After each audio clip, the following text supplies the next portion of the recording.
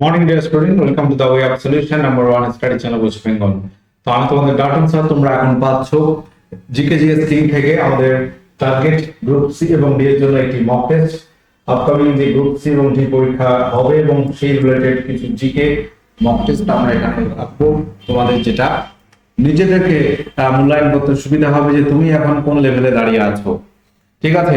তো আমরা জানি যে 20টি জিকে প্রশ্ন বা জেনারেল অ্যাওয়ারনেস কোশ্চেন পরীক্ষায় থাকবে এবং এখানে আমরা 25 কোশ্চেন আলোচনা করব।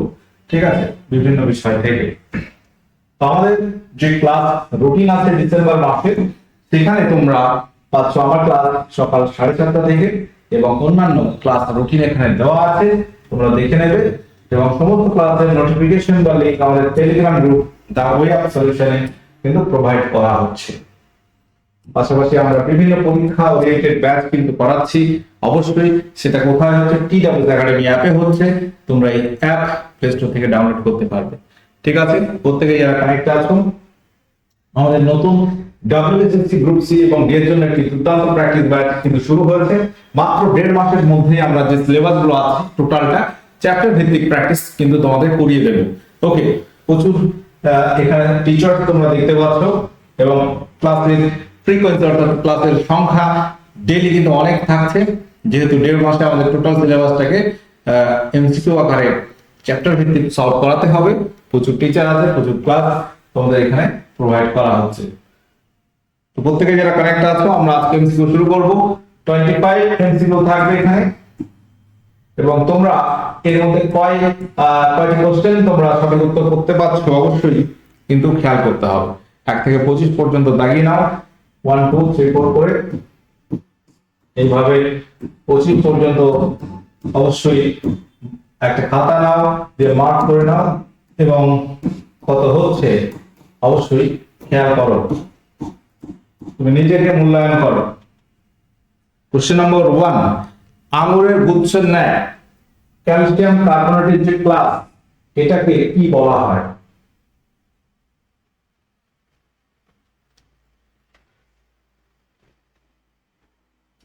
উদ্ভিদে পাওয়া যায় এই ধরনের ক্লাস গঠনের আমরা পাচ্ছি ক্যালসিয়াম কার্বনেট CaCO3, এটাকে বলা হয় গ্রাফাইট, ইডিওপ্লাস্ট, সিস্টোলিথ, কোনটি নয়। অপশন সি সিস্টোলিথ, এটাকে বলা হয় অপশন সি তে যেটা পাচ্ছ সিস্টোলিথ, এখানে রাইট অ্যান্সার হয়ে যাবে। কোশ্চেন নাম্বার 2, বর্তমানে কোন মৌলিক অধিকারটি রাষ্ট্রপতি বিকৃত বা খর্বিত হলে আদালতের সাহায্য নিতে পারে না নাগরিকগণ? এখানে কোন মৌলিক অধিকারটি বলতে হবে?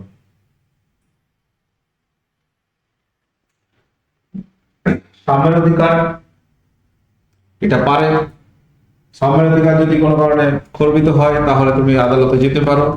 32 সুপ্রিম কোর্ট, 226 226 হাইকোর্ট, 32 ধারা অনুসারে তুমি যেতে পারো সুপ্রিম কোর্ট, 226 হাইকোর্ট।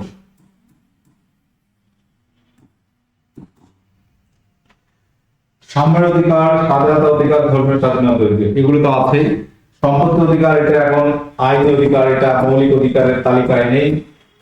অবশ্যই জমি জায়গার ডিসপিউট হলে তুমি আদালতে যেতেই পারো, সেটা অ্যাজ এ মৌলিক অধিকার হিসেবে তুমি নয়, নরমালি লিগ্যাল রাইট হিসেবে যেতে পারো। আইনি অধিকারের মধ্যে এটা অন্তর্ভুক্ত হয়ে গেছে। তাহলে বর্তমান ভারতবাসীদের যে মৌলিক অধিকারগুলো আছে, সেই মৌলিক অধিকার সংখ্যা টোটাল কয়টি আছে? সংবিধানের ধারা নম্বর 300 তে আছে সম্পত্তি অধিকার। বর্তমানে এটা আগে মৌলিক অধিকারের তালিকায় ছিল, 31 নম্বর ধারায় ছিল, এখন আর নেই। তো মৌলিক অধিকার এটি, তাহলে বুঝতে হবে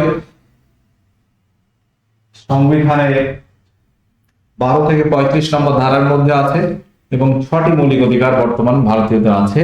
একটা হচ্ছে সাম্যের অধিকার, সাম্যের অধিকার আর্টিকেল 14 থেকে 18 মধ্যে আছে, সেখানে আছে বিভিন্ন ধরনের সাম্য।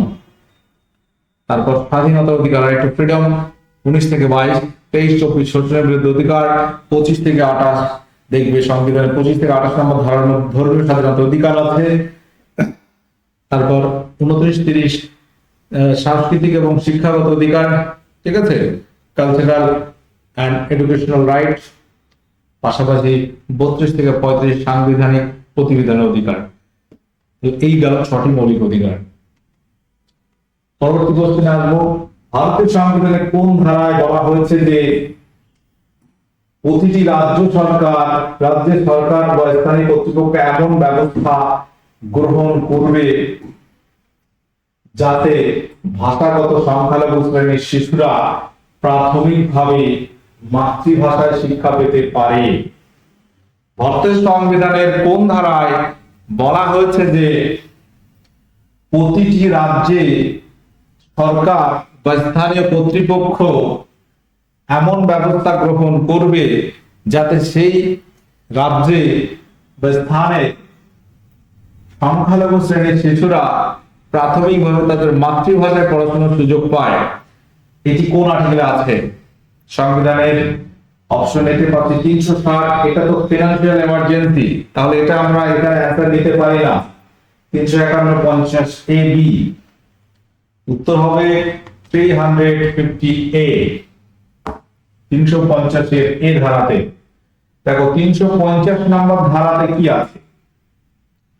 350 নম্বর ধারাতে আছে প্রত্যেক ব্যক্তি প্রচলিত যে কোনো একটি ভাষায় কেন্দ্রীয় বা রাজ্য সরকারের কাছে নিজের অভিযোগ ও তার প্রতিকারের আবেদন জানাতে পারবে। এটা ধারা নম্বর 350 এ আছে। এবার আসবো 350 এর এ। এখানে প্রাথমিক শিক্ষার ক্ষেত্রে মাতৃভাষায় শিক্ষাদান করা যাবে বা করতে হবে। 350 এর এ, এই ধারা অনুসারে এটা বলা হয়েছে। 350 এর বি ধারাতে কি আছে? ভারতের সংবিধানের 350 এর বি তে বলছে রাষ্ট্রপতি ভাষাগত সংখ্যালঘুদের স্বার্থ রক্ষার জন্য একজন বিশেষ আধিকারিক, স্পেশাল অফিসার নিয়োগ করতে পারেন। এটা হচ্ছে সংখ্যালঘুদের স্বার্থ রক্ষার জন্য একজন বিশেষ আধিকারিক, স্পেশাল অফিসার নিয়োগ করতে পারেন। আর 350 এ যে প্রাথমিক শিক্ষার ক্ষেত্রে মাতৃভাষা শিক্ষাদান করা যাবে, এটা কিন্তু বলা হয়েছে। 351 ধারায় কি আছে? 351 ধারা অপশনে ছিল আমাদের হিন্দি ভাষার উন্নয়ন প্রসারের জন্য কেন্দ্র প্রয়োজনীয় ব্যবস্থা গ্রহণ নির্দেশ দিতে পারবে। এটা 351 নম্বর ধারাতে বলা হয়েছে। প্রত্যেকে একটু দেখে নাও, এগুলো নোট করতে পারো। 360 আমরা প্রথমে বলেছি যে আর্থিক জরুরি অবস্থার কথা বলা হয়েছে।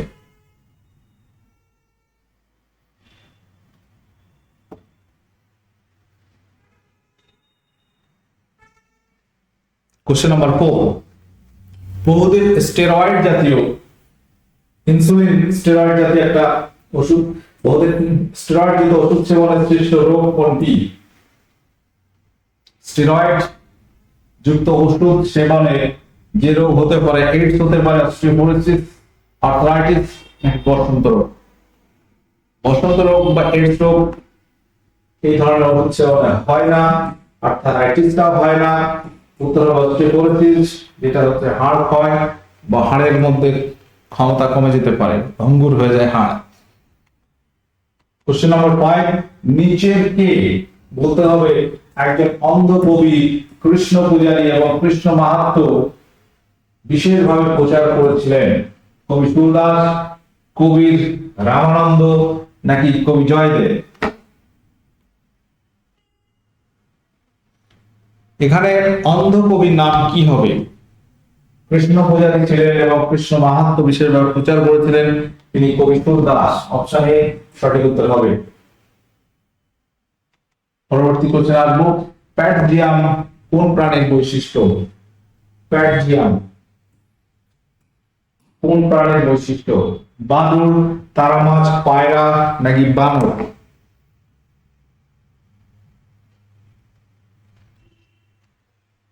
তো এখানে আমাদের সঠিক উত্তর কি হবে? প্যাটজিয়াম দেখতে পাবো আমরা বাদুড়ে। অপশনে সঠিক উত্তর হয়ে যাবে। Question number 7, petroleum and natural gas regulatory board, যেটাকে সংক্ষেপে পিএনজিবিআর বলা হয়, এই চেয়ারম্যান পদে বর্তমানে কে নিযুক্ত?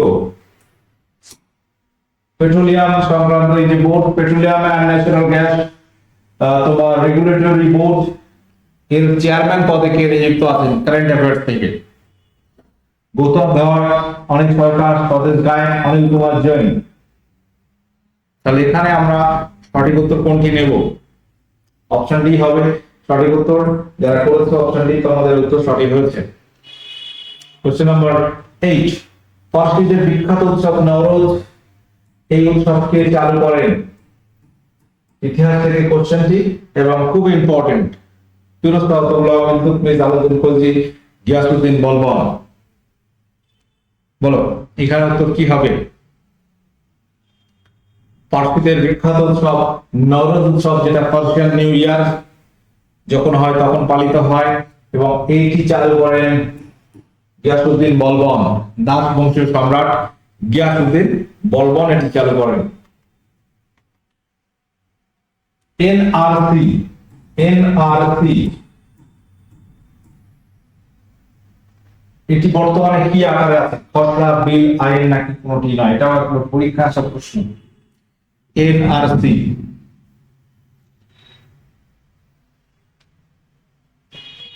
মাঝে মাঝে আমরা শুনতে পাই কেন্দ্র সরকার এনআরসি চালু করবে, এনআরসি চালু করবে।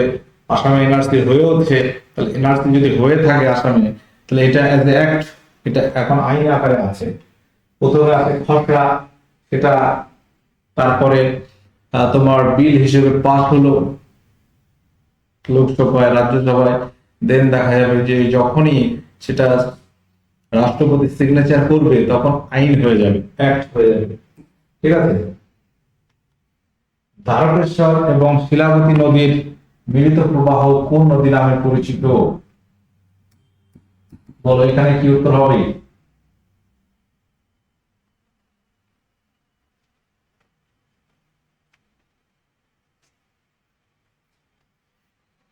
দ্বারকেশ্বর এবং শিলাবতী নদীর মিলিত প্রবাহ এটি কোন নদী নামে পরিচিত? দামোদর, রূপনারায়ণ, সুবর্ণরেখা, ময়ূরাক্ষী। উত্তর হয়ে যাবে রূপনারায়ণ নদী নামে পরিচিত। কেলেঘাই এবং কংসাবতী সেটা হলদি নামে পরিচিত। কেলেঘাই এবং কংসাবতী। আর দ্বারকেশ্বর, শিলাবতী হচ্ছে রূপনারায়ণ। তো অনেক জায়গায় শিলাই নদী বলা হয়। 2025 সালে ওয়ার্ল্ড পপুলেশন ডে, বিশ্ব জনসংখ্যা দিবস, ওয়ার্ল্ড পপুলেশন ডে এর থিম কি ছিল? ওয়ার্ল্ড পপুলেশন ডে এটা পালিত হয় কবে বলতো? 11ই জুলাই, 11th of জুলাই। জুলাই মাসের 11 তারিখে পালিত হয় বিশ্ব জনসংখ্যা দিবস। এই কোশ্চেনটা একটু টাফ আছে। এই থিম বর্তমানে কি ছিল 2025 এই বছরে? Sustainable future for all, empowering population growth, empowering young people to create the families they want in a fair and hopeful world. Option C, এটা লিখে নাও, সঠিক উত্তর আছে। আশা করি এই কোশ্চেনটা হয়তো কেউই পারবে না, তো যাই হোক নোট করে রাখতে পারো। এবং সব থেকে ইম্পর্টেন্ট এই ডেটটা মনে রাখতে হবে, বিশ্ব জনসংখ্যায় ভারত কিন্তু প্রথমে আছে এখন, তাই তো? ওয়ার্ল্ড পপুলেশন ডে পালিত হয় 11ই জুলাই। পরবর্তী কোশ্চেন আসবো, গণপরিষদ যখন গঠিত হয় সেখানে সাংবিধানিক পরামর্শদাতা হিসাবে কে নিযুক্ত হন? যেটাকে বলা হচ্ছে কনস্টিটিউশনাল অ্যাডভাইজার। সাংবিধানিক পরামর্শদাতা sir B N Rao, doctor B R Ambedkar, H C Mukherjee, Harendra Kumar, Harendra সিটে আছে কি আগে মনে নেই, কে এম মুন্সি। তো কোন অ্যান্সার এখানে সঠিক হবে?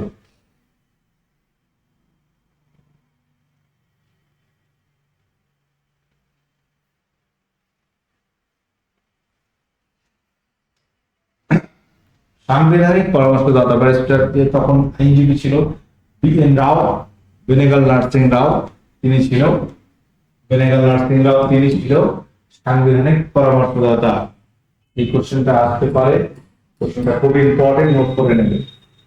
কোশ্চেন নাম্বার 13, 1945 সালে একটা পরিকল্পনা হয় যেটাকে বলা হয় পিপলস প্ল্যান বা জনগণের পরিকল্পনা। এই পরিকল্পনার রূপরেখা কে তৈরি করেন? মহাত্মা গান্ধী, পুরুষোত্তম ঠাকুর দাস, শ্রীমান নারায়ণ, মানবেন্দ্রনাথ রায়। কোশ্চেনটা বোঝা যাচ্ছে?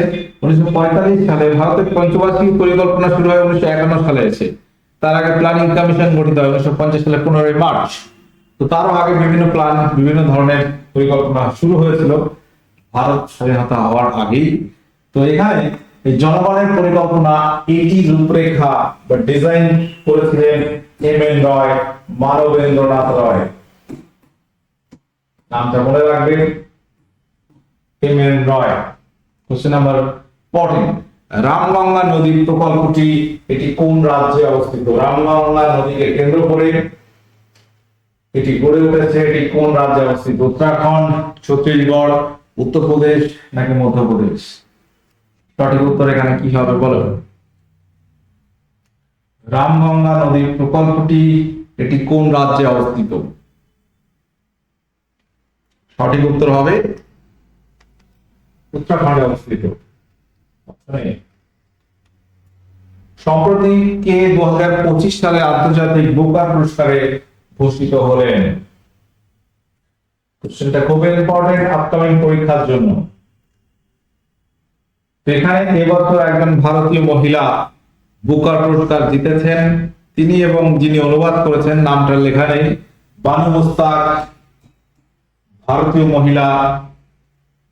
তিনি কিন্তু 2025 সালে আন্তর্জাতিক বুকার পুরস্কারে ভূষিত হচ্ছেন।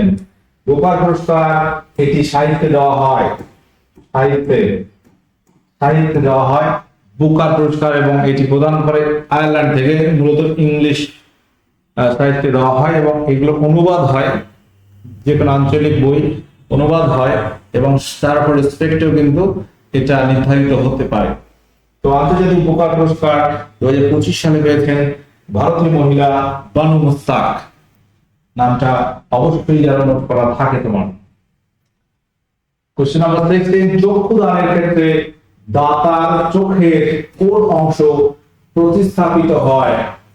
অর্থাৎ কেউ যদি চোখ দান করতে চায়, যিনি দাতা, তার কোন অংশটাকে প্রতিস্থাপিত করা হয়? কর্নিয়া, লেন্স, রেটিনা নাকি সম্পূর্ণ চোখ?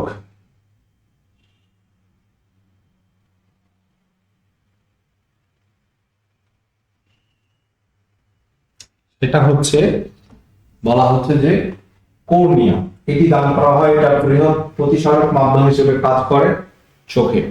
এই কর্নিয়াটাকে ডোনেট করা হয়, এটা প্রতিস্থাপিত হয় যাকে দেবে। বিশ্ব ওজন দিবস কবে পালিত হয়?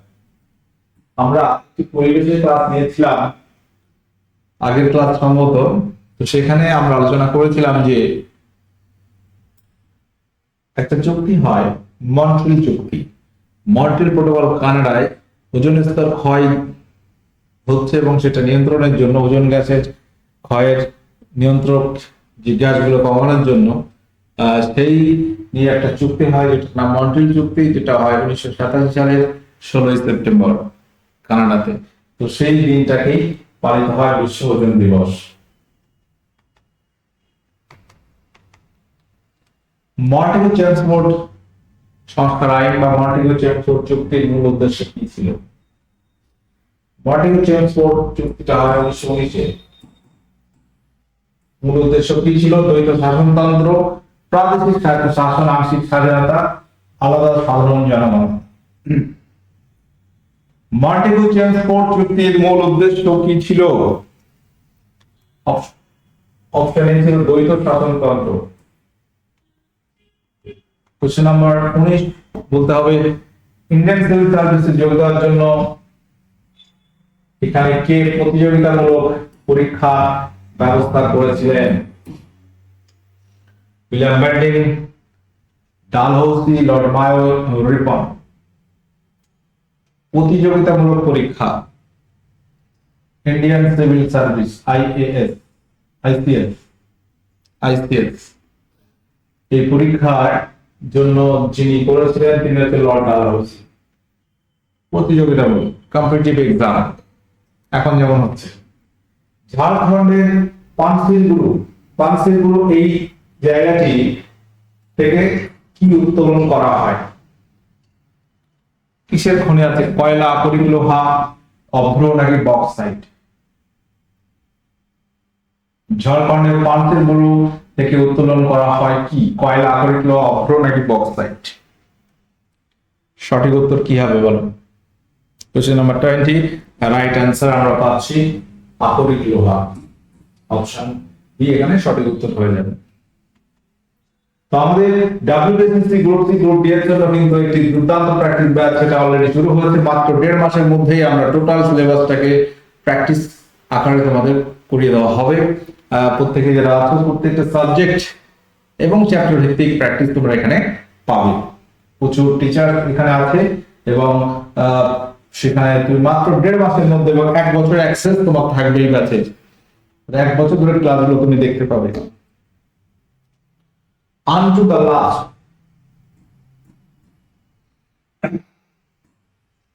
Unto the last বইটি কে লিখেছেন?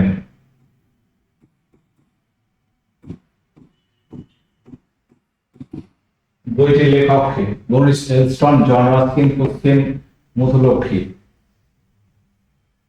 আনটু দ্য লাস্ট বইটির লেখক কে? সঠিক উত্তর এখানে আমরা কি করব? কোশ্চেন নাম্বার 21, রাইট অ্যান্সার হবে জন রাস্কিন। অপশন এখানে বি সঠিক উত্তর হয়ে যাবে। কোশ্চেন নাম্বার 22, অণুজীবের সাহায্যে উৎপাদিত যে বায়োগ্যাসের মিথেনের পরিমাণ কত শতাংশ থাকে? বায়োগ্যাসে মিথেন কতটা থাকে?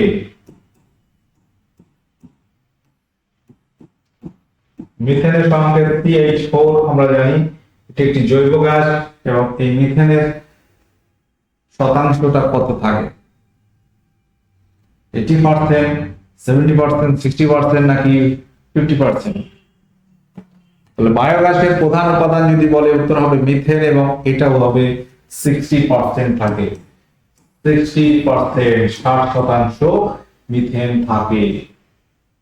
শিবাজি পরে তার সিংহাসনে বসেন কে? মারাঠা সম্রাট শিবাজি তার রাজ্যাভিষেক হয়েছিল 1674 সালে রায়গড় দুর্গে। 1674 তার রাজ্যাভিষেক, 1680 সালে তিনি মারা যান। মাত্র 6 বছর তার রাজত্বকাল, মানে সিংহাসনে বসার পরে, রাজ্যাভিষেকের পরে। তো তার মৃত্যুর পর তার স্থানে কে বসেছিলেন? দ্বিতীয় শিবাজী রাজারাম তারাবাই শম্ভুজি।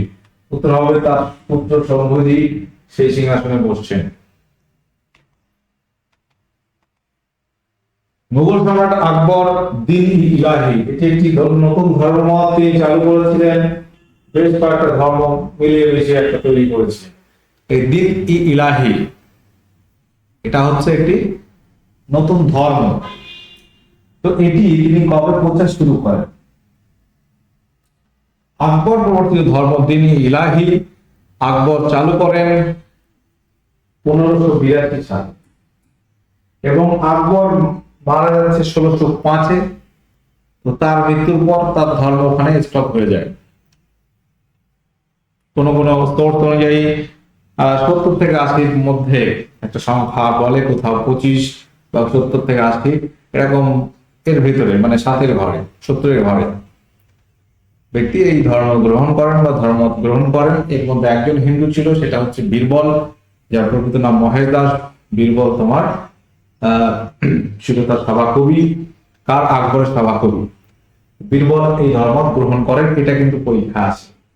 দিন-ই-ইলাহির মধ্যে বেশ কয়েকজন ছিল, তার মধ্যে বীরবল একজন ছিলেন। 1582 সালে তিনি এটা প্রচার করেন। নিচের কোনটির মাধ্যমে হৃৎপিণ্ডের কার্যকর্ম, হৃৎপিণ্ডে কিভাবে কাজ করছে এটা সবচেয়ে ভালো বোঝা যায় এখানে কোন টেস্টের দ্বারা? ইকোকার্ডিওগ্রাম, ইলেকট্রোকার্ডিওগ্রাম, স্টেথোস্কোপের সাহায্যে নাকি কোনটি নয়?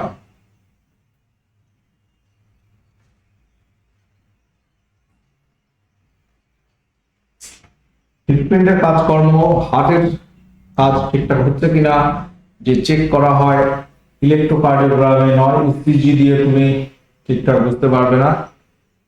ইসিজি করা হয় হৃৎপিণ্ডের যে রিদিমটা কেমন আছে পাশাপাশি হৃৎপিণ্ডটা কেমন আছে সেটা বুঝতে গেলেও ইকোকার্ডিওগ্রাম, যেটা বলা হয় ইকো টেস্ট, সেই ইকোকার্ডিওগ্রাম করা হয়। ঠিক আছে, পরবর্তী কোশ্চেন আসবো, কম্পিউটার মনিটর কি ধরনের যন্ত্র? আমরা কম্পিউটার রিলেটেড একটি ক্লাস প্রোভাইড করব পরবর্তীতে। তোমরা পাবে কম্পিউটার বেসিক নলেজ আছে, basic knowledge of computer, computer related কিছু ক্লাস তোমাদেরকে করিয়ে দেওয়া হবে। ঠিক আছে, তো আমরা এটা আজকে হোমওয়ার্ক দিচ্ছি।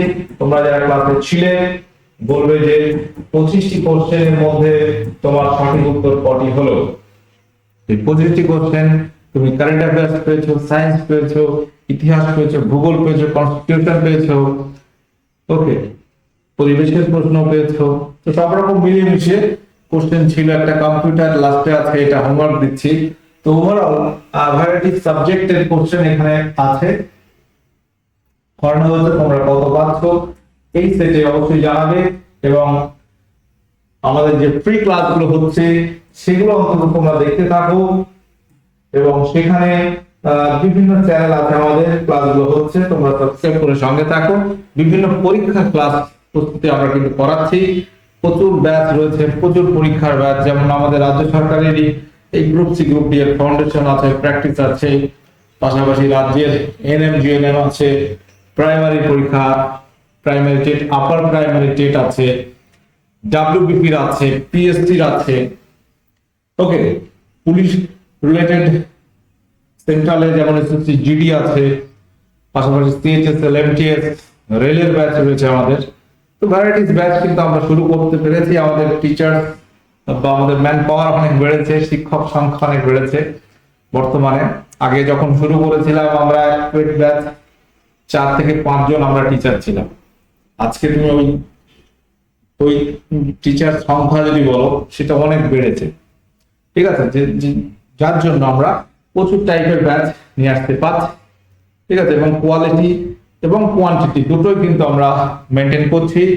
এবং তুমি যদি বলো ফিনান্সিয়াল দিকটা, যে ব্যাচের কস্টিং রাখা হয় যতটা কম রাখা যায়, যেহেতু প্রচুর টিচার ক্লাস নেই, যতটা কম রাখা যায় সেই চেষ্টা কিন্তু আমরা করি। যাই হোক, তো তোমরা ক্লাস করতে থাকো, পেড ব্যাচ নাও নাও সেটা বড় কথা নয়, তুমি পড়তে থাকো। তোমাকে পড়তে হবে, তোমাকে পরীক্ষা দিতে হবে, তুমি চাকরি করবে, তো তোমার দায়িত্ব তোমার নিতে হবে। ঠিক আছে, নিজের দায়িত্ব আমরা যখন নিজে নিতে শিখবো তখন নিজেকে মনে করবে হ্যাঁ একটু বড় হয়েছি, তার আগে কিন্তু মনে হবে না যে তুমি বড় হয়েছো কিনা। ওকে, তো চেষ্টা করলে অবশ্যই হবে, এই মেন্টালিটিটা রাখো, চেষ্টা করলে সফলতা আসবে। পজিটিভ থিঙ্কিং রাখো, পরিস্থিতি যাই হোক তুমি তোমার উপর ভরসা রাখো, পড়ে যাও, নিশ্চয়ই তোমার সাফল্য তুমি পাবে। ঠিক আছে, ভালো থাকো, সুস্থ থাকো। আজকের সেশন আমি এখানে এন্ড করলাম, দেখা হচ্ছে পরবর্তী ক্লাসে। ওকে, টাটা, বাই।